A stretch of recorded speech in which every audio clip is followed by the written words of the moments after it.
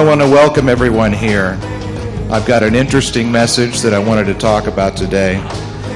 So what I'm doing is I wrote everything down.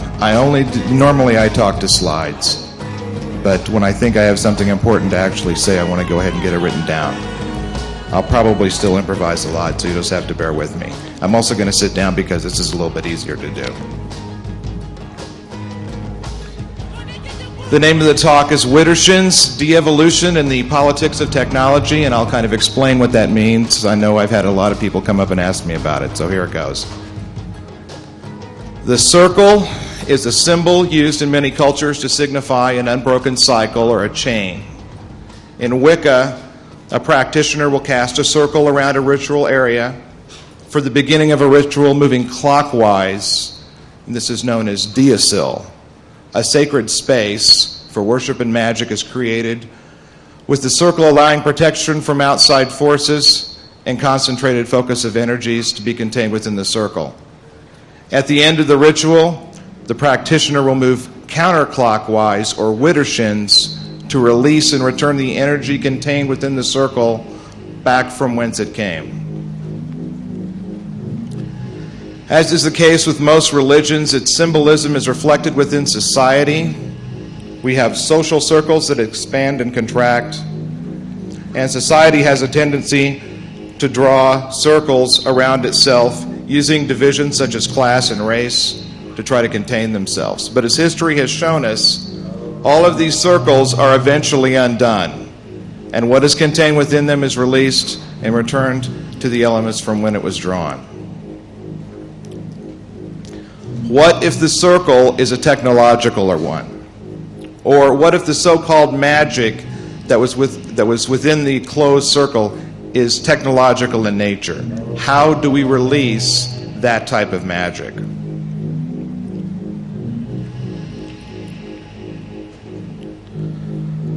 Part of the problem is that we don't think about the prison cell we live in, and we are prisoners. The shackles are poverty, social division, ignorance, dissension, and a media that stupefies us with a news machine that churns out mind-controlling propaganda, along with a strong infusion of gimme, gimme, gimme to drive up debt to ensure we are chained to a job and playing interest on our gold cards for the rest of our lives. The key to unlocking these shackles is information. And that is what we're going to talk about today. At first glance, most journalists that are here, most of them, not all of them, but most of them are probably going to report that this particular talk is on hacktivism. To a certain extent, they will be correct, but as most journalists call half of the website defacements active hacktivism, then in truth, this is not a talk about hacktivism at all. This is a discussion about politics, and this is a discussion about technology.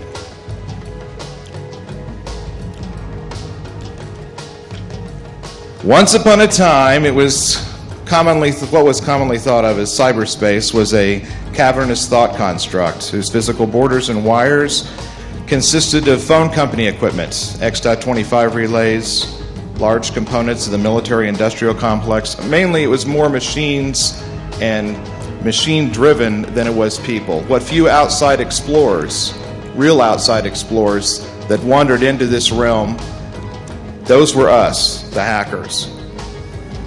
Now, of course, we are rapidly approaching complete social acceptance of the computer within the home. We have movies with titles like You've Got Mail. We have grandmothers that exchange recipes via ICQ. And this is probably one of the more annoying things, a little bit of a rant, at least for me, when you hear news anchors on television that say, for more information on this story, please go and log on to our website at abcnews.com. So I'm thinking, log on. Forget the browser. I'll just use SSH or Telnet and go in there and poke around on my own. That is what they meant, right? Log on? That's a username and a password. I don't know. Maybe not a good defense in court. In my opinion, cyberspace to an extent is de-evolving, at least on the surface. With the advent of the World Wide Web and every company on the planet trying to get in line, it has become a polluted and over-commercialized place. The web had potential, but is rapidly becoming interactive television, complete with thousands of ads, very, very little decent content, and a least common denominator style of marketing and presentation. And I am supposed to hack that. If I wanted that kind of shit, I would steal cable television. Thank you very much.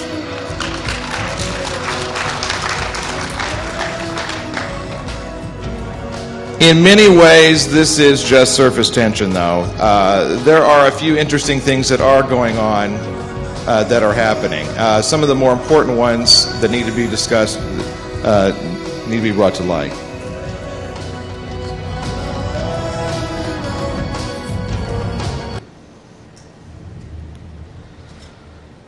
What have we done?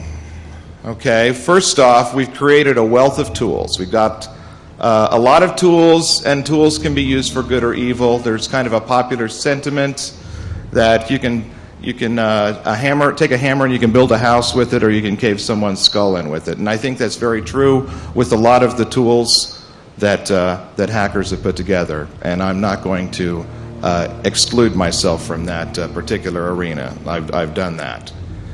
And it's mainly because a lot of the tools we create, they may be generic in nature, but sometimes we go ahead and add features to them that basically benefit the intruder and not necessarily the administrator. And yes, I am guilty of doing that. And yes, I will continue to do that. Oh, sure, go ahead. Applaud things that help intruders. There you go. Now, using some of these tools we've created, some of us have destroyed. That is very true. You cannot get around this at all. The only defense that we have is that in any grouping of people, anytime you cut one segment of society, you're going to have a few bad apples in the group. That's just the way it is, okay? It doesn't matter whether you're talking about the feds. It doesn't matter whether you're talking about us. There's going to usually be a few that do that. And we have to live with that as a part of our society, of our group. Another thing we've done is we've done disclosure. As we've gathered information, we've shared. Initially, we shared with each other, and gradually, whether it was that we got older and wiser, or we just simply decided that it was much more important, we started sharing this information with other people. We tried to really create a good sense of camaraderie around a lot of this. Again, the disclosure self could be a whole talk on itself because it does have its good side, it does have its bad side. But personally, I still believe in full disclosure. I still feel we should move forward in that direction. I encourage everyone else to do that. It's important to at least get that information out.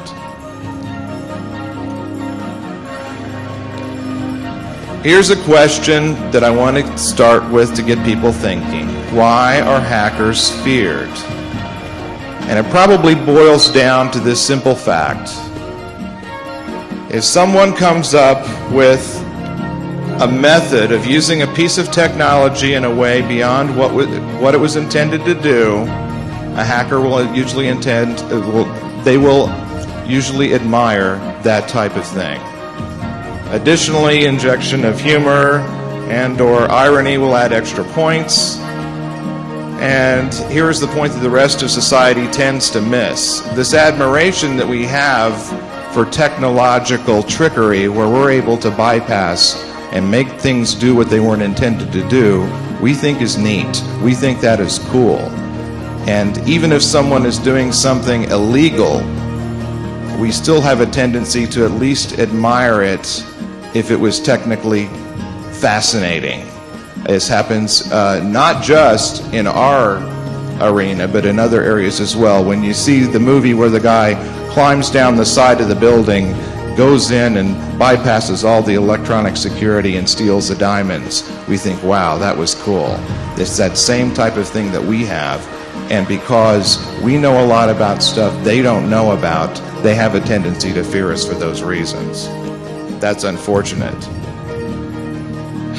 And as far as the humor thing goes, just one funny thing, because I saw it right before this conference started. I was looking over on the attrition site and looked at some of the postings from someone going by the name Evil Angelica, and I found them absolutely hysterical. Now, what this person did was wrong, and I do not condone doing it, but it was funny, you know.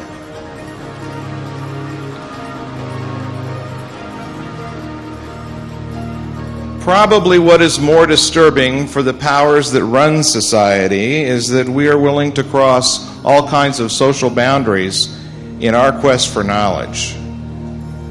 You see, the internet has done wonders for breaking down barriers, including international borders. And probably the first group to realize the potential of this concept were the people that helped build the internet. And I'm not necessarily talking about the military-industrial complex that first put things together, but I'm talking about the hackers and people that were working within educational institutions that, as they started hooking up their regional nets, it later became what we now know as the internet. They are the ones that kind of started breaking down some of those barriers as well. Now, they had been doing this kind of thing already previously within academic circles. They had colleagues that were, on the other side of the Iron Curtain or whatever. They wouldn't think twice about passing information back and forth, because to them, information was important, and it was something that was meant to be shared. And that's kind of, we've gone through and we've made this process even more automated and more simplified with the advent of the internet. And the thing is, when we get back to the whole fear question, we, as in hackers, we know how to share information, and we know how to contact each other quickly, and we actually almost have our own language. I can say something right now. Let's say that I tell you port 80, port 53, port 25 is open into the DMZ, and they're running NT. You guys know exactly what I meant by that, okay? You know exactly what this place's security is like. You know exactly how you go approach to get in.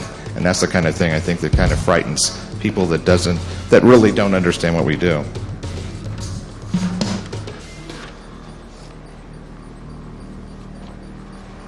This isn't the only thing. This doesn't explain all the fears, because society at large tends to fear us because a lot of times the media says that they should, and this is reinforced with typically inane and technically inaccurate portrayals of what a hacker is in television and movies.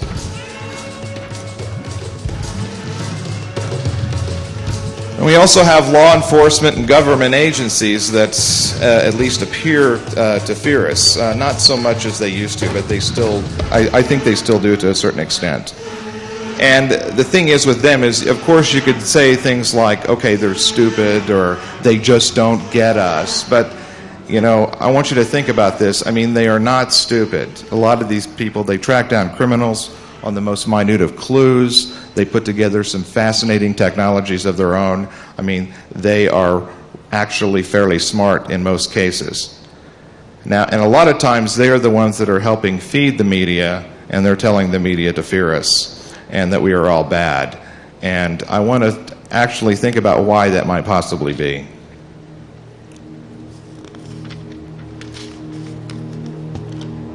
Who benefits? Who benefits from this? You start looking at this. It's kind of one of the techniques when you're trying to figure out who or what is behind something. You start looking at it and you say, let's see who really benefits from this fear, okay? One obvious answer is that these law enforcement agencies, they get budget money, okay? They say things like, and they go before Congress and they say things like, we need more money to fight cybercrime, okay? We need to fight cybercrime because the economy is going to collapse if no one is willing to put their credit card number into a box on Amazon.com. We must save the world, so we need more money and more budgets to go out there and do this kind of thing.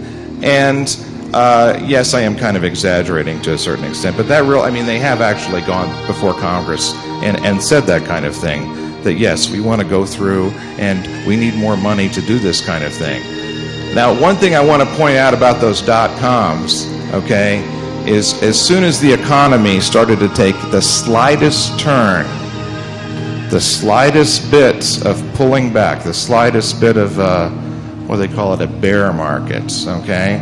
Then all of a sudden, all these dot-coms all over the place started failing. And that was because no one had any confidence in them to begin with anyway. What happens when all of a sudden people have to tighten their belt? What are they doing? They're deciding not to order pizza online. And so those types of dot-coms are failing, okay? Don't tell me that e-commerce is here yet. It's really, really not. Otherwise, if we'd have had that many companies fail at once, we would have had a major, major, major problem within the economy. I think that should be obvious to everyone. Governments benefit from fear of us. They can tax the people for more money to get the budgets for law enforcement to do things. And they can, especially here in the U.S., they can go through and they say, well, we're going to alleviate the fears of the people so that they can use their credit cards online. They can even get together and say, we're doing this bipartisanly. We're working together to help you, the people, keep you safe from those evil hackers. It does make them look good. Again, I'm kind of exaggerating points here, okay, just to try to get you to think about this stuff. For the more paranoid people in the room, and there's probably one or two that are here, if you happen to believe that there is a secret society trying to create a world government, I want you to think about this. We have various international treaties that are being created. Some of these are regional, such as what's going on with the European Union recently did some stuff that was fairly interesting. Others are more global, such as WTO, WIPO, these kinds of things. Okay? They've created these treaties a lot of times they have stuff in there regarding cybercrime and intellectual property rights, and these are basically impossible to enforce or control without some type of governing enforcement body to at least go back to these countries and say you need to be doing this stuff. Now, I'm not saying that cybercrime and the fear of hackers is going to create the new world order and that we're all going to be enslaved to evil, unseen overlords or anything like that. But if you happen to be thinking along those lines, this is what you might call another brick in the wall. Okay? Again, something more to think about.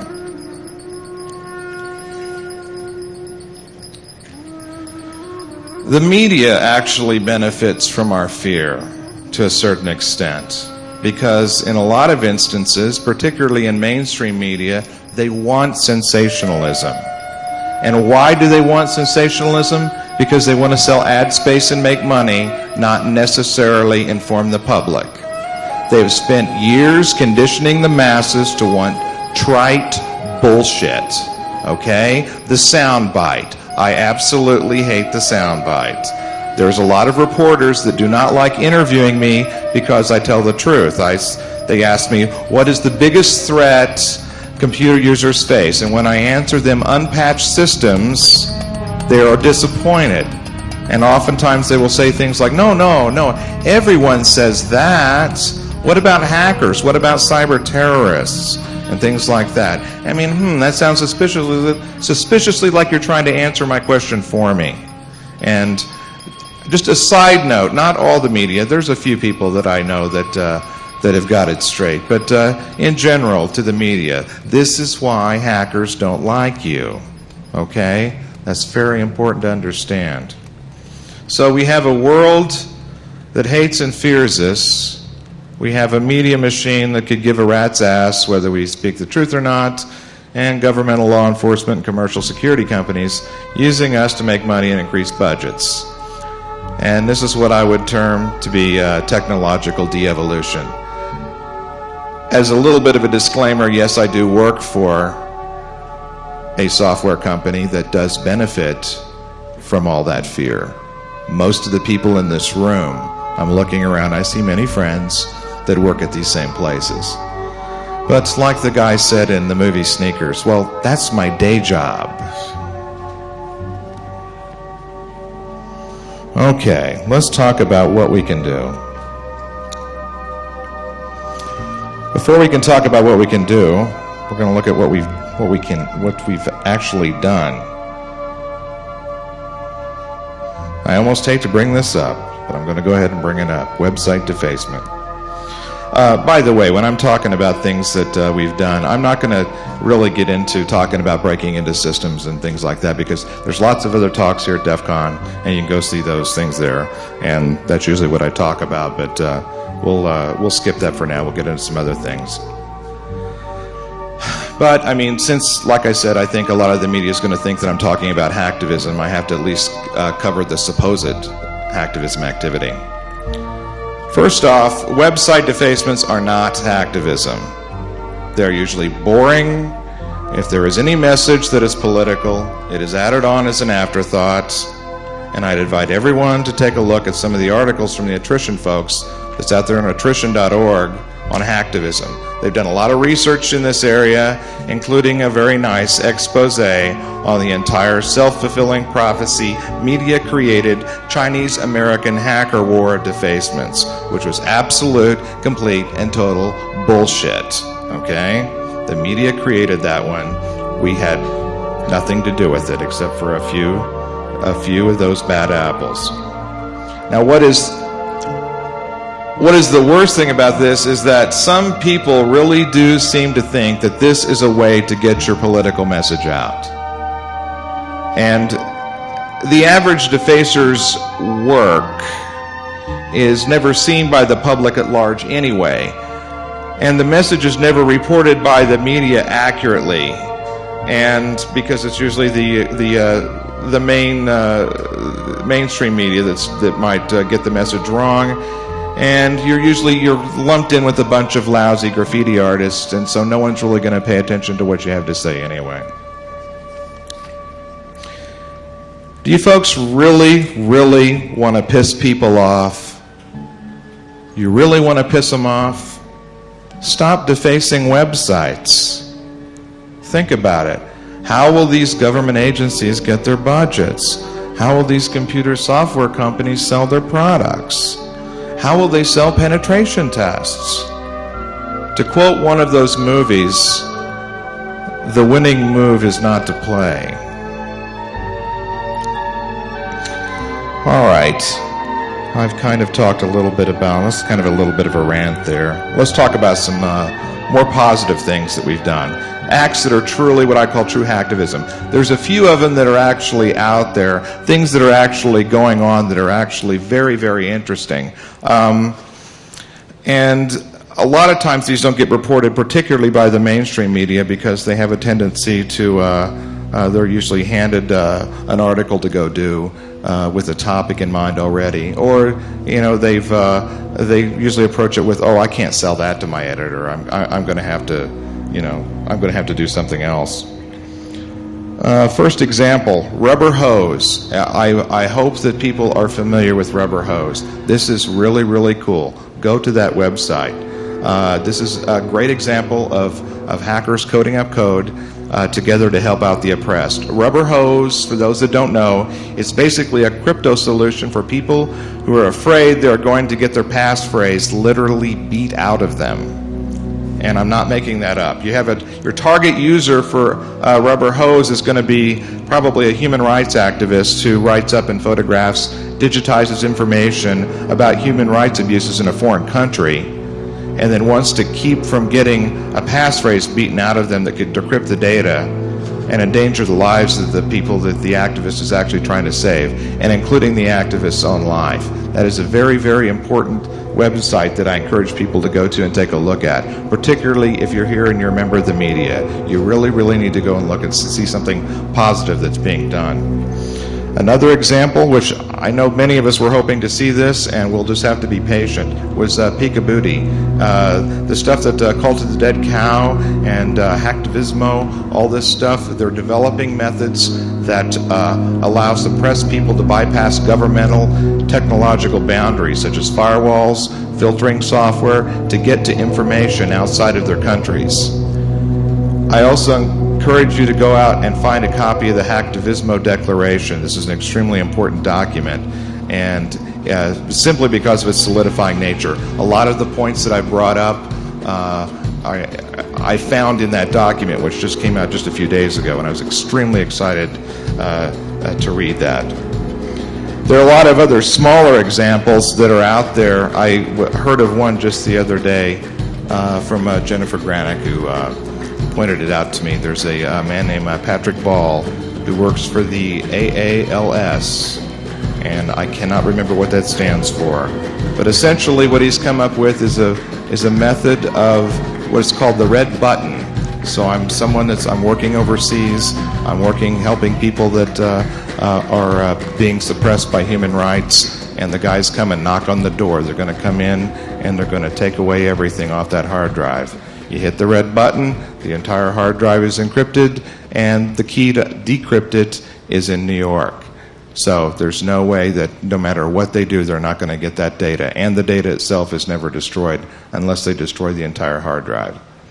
So those are some things that are kind of interesting that are going on. Besides supporting projects such as these, I'm going to bring up some other, I guess, controversial material. You have to remember that there's other things than just transgressions against people, such with human rights, but there's transgressions against the environment. There's also transgressions, I guess what I'd call against knowledge itself, that is being perpetrated by some of these tightly knit circles. Let me ask you this. Does anyone here know someone who has died of ovarian cancer?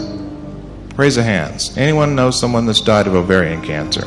Okay, a few people do. And if you ask around in your family, you're probably going to find that there are other people that have died of ovarian cancer. And before I go much farther in this story, I'm not going to give out any more details than what I'm going to tell you here, because I don't want to be on the wrong end of a lawsuit on this. 10 years ago, it was 11 years ago, I was doing some consulting at a large transnational controlled pharmaceutical interest on the East Coast. And I was given access into where the servers were, and these servers were sitting in a bio lab of some kind. And it was one of those things that, many of you have done consulting. The guys didn't know really what they were doing, and I was hired for a day. I was done in 20 minutes. So I'm playing around to kind of cover my time and to make it seem like I've actually been doing a whole lot. I was looking around on some of the desks, and I saw some papers lying out. And there was stuff in there that indicated in some of these documents that it was referencing cures for cancer and how there were different types of cancers, and that, one type of chemical compound may destroy one type of cancer cell, it may not destroy another. And I'd looking at those, someone came in and says, "Hey, you're not supposed to be reading that kind of stuff." And I says, "Oh, okay." So I went back over to the computer, started poking around on the computer system there that I had full administrative access to legitimately. I was told I could look at any file on the system to solve the problem, so I decided I'll start looking at the Word documents on there and other things. And in there I found essentially all the documentation regarding a cure for ovarian cancer. This is 11 years ago. Where is this cure now? It's not here. Do you know why it's not here? Do you know what this company did with that information?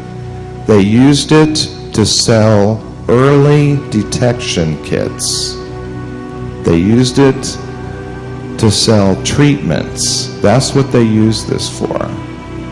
They made millions and millions of dollars, and it did nothing to benefit anyone that really needed it. People died. This is one instance. When I was getting ready to leave that company after I finished my consulting engagement, I said to them, I'm sorry.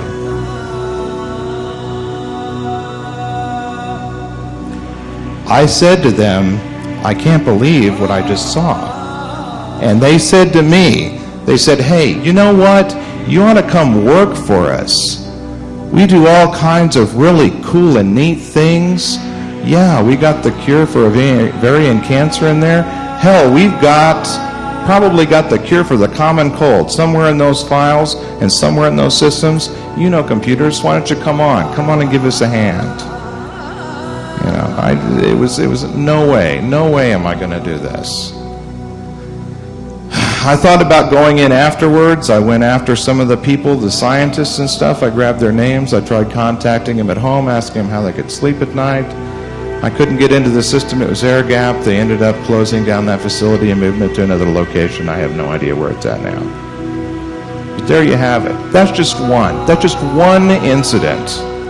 Now I can also go on and talk to you about Dow Chemical and some of the things that DuPont and those guys did back in the 70s and 80s. These people were brought up on criminal charges. And it's kind of sad that you have that kind of thing that's going on out there in the world. And all of a sudden doing things such as defacing a website don't seem quite as important anymore. They're kind of childish. Now I find this type of a crime against humanity as bad as anything I think I've ever encountered, ever. Now, I'm not advocating that we immediately go out and Aaron Brockovich their ass, although if someone wants to, that's fine. But like I said, I'm not going to divulge the company's name. I'm not going to be, because they'll come after me. But I am saying that there are much more interesting and worthy targets if you're going to decide to go out and, get your message out or do whatever it is you want to do. And I just want to imagine if one of us heard of a transnational, one of these multinational global conglomerates that held a secret like this that was proprietary. But again, disclosure could result in saving lives. Now imagine if we were organized. And I think this is why we are really feared. Because quite frankly, because of such things which Aaron Brockovich and others have uncovered, what perhaps some of you may have uncovered, maybe we really do need to organize. And most of these transnationals, they really only care about their one true God with two heads, and those two heads are money and power, and that's it. And this is why I think they really fear us.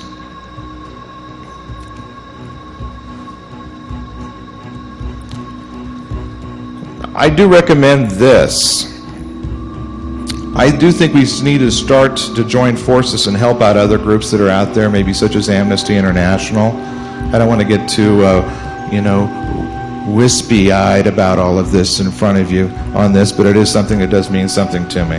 I think what could happen if we do start to organize with them is that we could learn a lot about protecting ourselves, about protesting against things, and I think they could learn a lot about the technology that would benefit them in what they do. I think we can actually create there could be a real symbiosis, something that really works well. Stay tuned for developments. I've been talking with a number of people from different hacker groups that I've hit up with earlier this week and in the past couple of weeks, and I think we're hoping to do more on this. And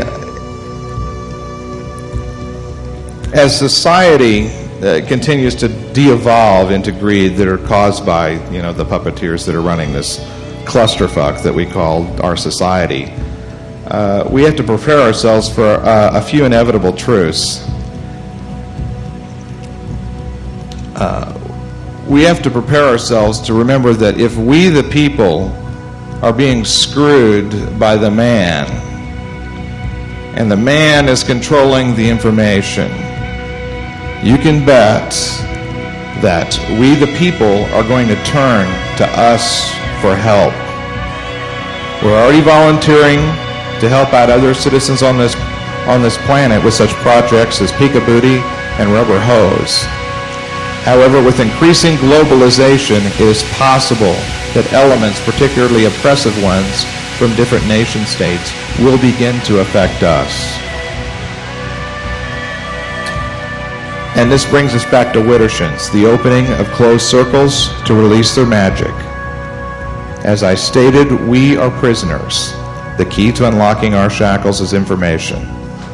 That is why we say information wants to be free. A lot of this information has been gathered and closed away from the rest of us, some to protect others, some to protect us from ourselves, some just to make money on the backs of others. And I want to give you a little bit of information. I want to just bring up a few facts about how our talents are being used against us. We're being used by the system. I am, you are. We have to work. We work hard, all of us, because really nothing is free. None of us live in freedom. We're enslaved to various systems such as credit card debt, the entire health care and insurance cycle, mortgages, car payments. We are slaves of our own economy.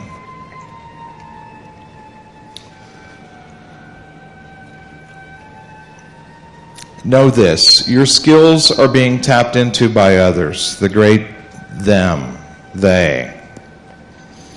They watch our websites, they sniff our email, they watch our post to full disclosure mailing list, they study our habits, they watch our very thought processes that we detail in research papers. They use this to say that we are a danger to society, and yet they use our honed skills to build their defenses.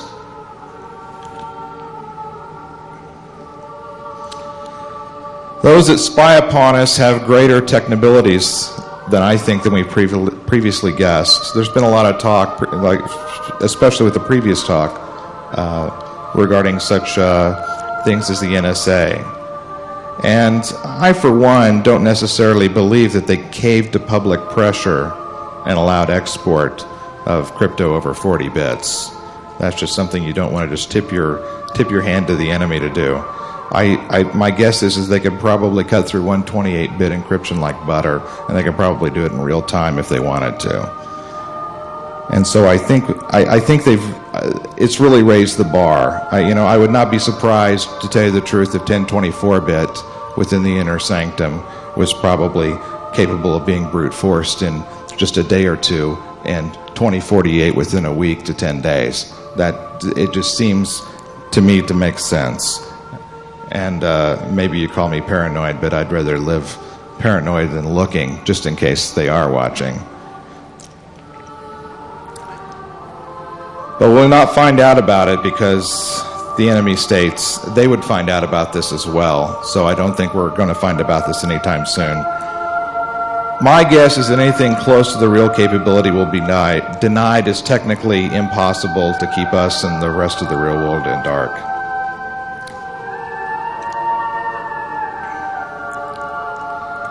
It is the nature of governments to try and maintain control over its people and preserve the infrastructures that sustain it.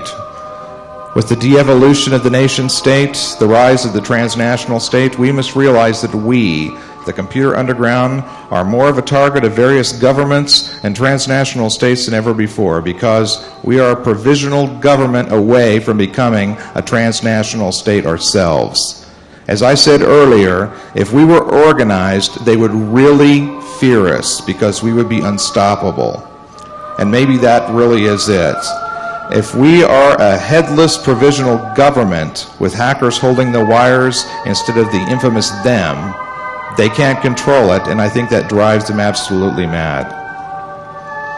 And I think they will try and stop us under the guise of laws used to protect us from cyber terrorist issues such as college students trading MP3s, we are seeing our basic rights slowly being eaten away.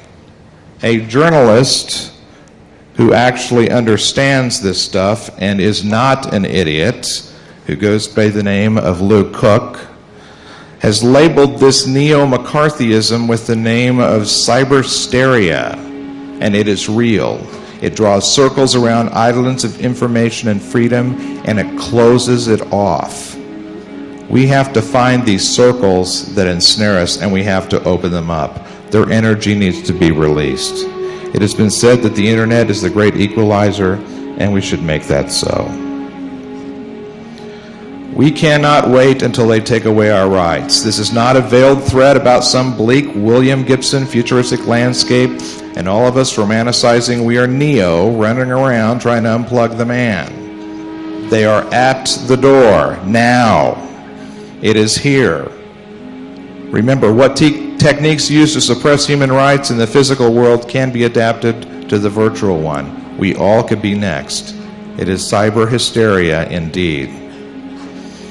We are hackers. We adapt. If we are outlawed on the internet, we will circumvent our shackles. Maybe we'll return to our BBSs of old, but we will still share our information, and we will still get our message out, and we will not be suppressed. They will try their disinformation subterfuge and try to cloud your minds with petty arguments about such things as full disclosure debate, open source versus closed source, and the technological interpretations of our work, but it will only strengthen our resolve. They will try and stop us from entering their sacred little circles by chopping off the heads of our leaders. But guess what? There will be the occasional rallying battle cry by an individual or group, but there are no real leaders, only resolve and raw, unbridled intellect.